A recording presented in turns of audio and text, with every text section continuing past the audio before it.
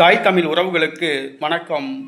மீண்டும் வெளிநாடு செல்கின்றார் என்ற தலைப்பில் இந்த காணொளியை நாம் காண்கிறோம். தமிழக பாஜக தலைவர் அண்ணாமலை இவர் பாராளுமன்ற தேர்தலில் கோவை தொகுதியில் போட்டியிட்டு டெபாசிட் இழந்தார். அதற்கு பின்பு தமிழக பாஜக தலைவர் அண்ணாமலை மீது தேசிய தலைமை கடும் கோபத்தில் இருந்தது. அதிமுகவுடன் கூட்டணி அமைத்திருந்தால் ஓரளவு வெற்றி பெற்றிருக்கலாம், பாஜக பெரும்பான்மை பெற்றிருக்கும். ஆனால் அண்ணாமலையின் அகம்பாவத்தால் தனித்து போட்டியிட்டு பாஜக தமிழகத்தில் மண்ணை கவ்வியது. இந்த சூழ்நிலையில் அண்ணாமலை லண்டன் சென்று மேல் படிப்புக்காக சான்றிதழ் படிப்பு படிப்பதற்காக செல்வதற்காக சென்றார். 3 மாத காலம் அவர் அங்கே படித்துவிட்டு திரும்பினார்.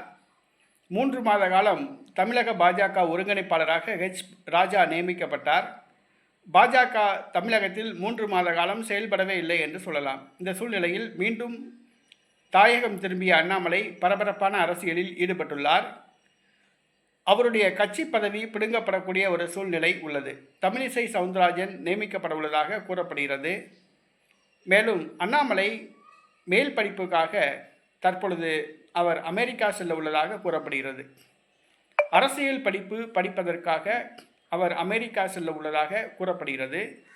மீண்டும் அண்ணாமலை வெளிநாடு செல்கிறார். அரசியல் படிப்பு பொலிட்டிக்கல் சயின்ஸ் படிப்பதற்காக அவர் செல்கின்றார். ஆகவே தமிழ்நாடு பாஜகவுக்கு புதிய தலைவர் நியமிக்கப்படக்கூடிய ஒரு சூழ்நிலை உள்ளது. புதிய தலைவர் போட்டியில் தமிழிசை சவுந்தரராஜன், ராஜா, பொன் ராதாகிருஷ்ணன் ஆகியோர் உள்ளனர்.